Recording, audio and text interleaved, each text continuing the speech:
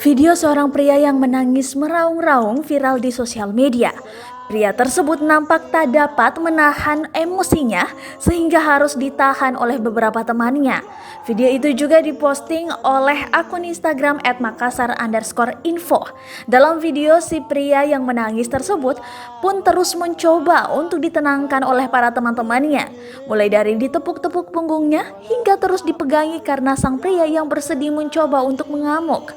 Bahkan dalam suara video terdengar teman-temannya menguatkan sambil bernyanyi "Pergilah Kasih", lagu dari almarhum Chrisye. Dalam caption dituliskan sang pria sedang mengalami kesedihan akibat ditinggal kekasih.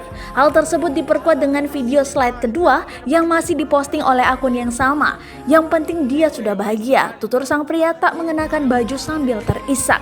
Sontak komentar pun ramai dalam postingan tersebut. Ada yang mencoba menguatkan, ada pula warganet yang tertawa melihat ekspresi sedih dari sang pria.